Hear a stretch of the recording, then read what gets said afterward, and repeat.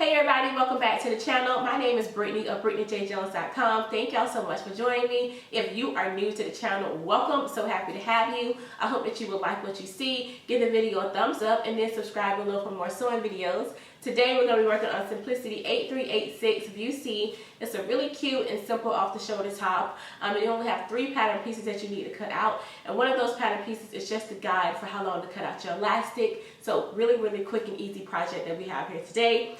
Some of the notions that you will need 1 packet of single fold bias tape as well as some elastic for the elastic casing. Before we start sewing, I do want to let you know that first you're going to see how I cut out my pattern pieces to line up my stripes. So once you have everything cut out and ready to sew, we can get started. Alright everybody, so before we hop into the sew along, I want to show you all really quickly how I lined up my stripes as best as I can for this top. Now this top is really cool because it has the it has the same exact piece for the front and the back.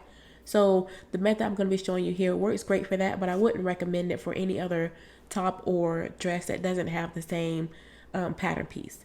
So first things first, when sewing with stripes, you want to make sure that you are cutting out on single layer and you don't have your fabric folded. You want to open out with right sides facing up like I have here, and then you want to go ahead and cut out one side of the pattern piece, transfer your markings and your notch, and then you want to go ahead and flip it over. Now I know that I'm flipping over in the right place because I have a pin at the top indicating where my fold is supposed to be. So once you have everything cut out your other side, I'm just going to lay it on the other side of my fabric and then cut around it to make sure everything lines up. Again, I'm able to do this because I have the same exact piece for the front and the back. So I wouldn't recommend this doing it this way if you don't have the same exact piece. You want to try to make sure you transfer things and then line up notches to make sure things will match up if your pattern pieces are not the same. So going on into the tutorial, first thing first, we're going to go ahead and sew our side seams down. So go ahead and put your pins in and go ahead and start sewing that together now. The next step, you want to go ahead and grab your sleeves and you want to put them wrong sides together. So the right side should be facing you. Go ahead and fold it over on the fold line, and then you're going to put basting stitches all the way around the sleeve, like from the sides to the top of the sleeve. Go ahead and baste that together now. So once you have it basted, still have your top right sides facing, you want to go ahead and start pinning in your sleeve. So make sure you have your raw edges at the top and the fold is at the bottom, not at the top. So go ahead and line up your notches and also line up your circle.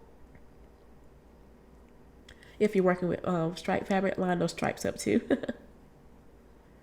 And again, everything is on the right side of the fabric, not on the outside. So definitely make sure that you are lining everything up right. And once you have it all pinned down, you can go ahead and take it to your sewing machine and sew it down. The next step with our sleeves, once you have it finished, is you want to go ahead and grab you some single fold bias tape. And for this, you want to open out one side of the bias tape.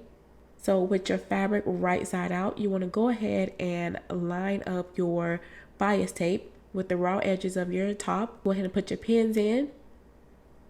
Once you have everything pinned, you can go ahead and sew it around.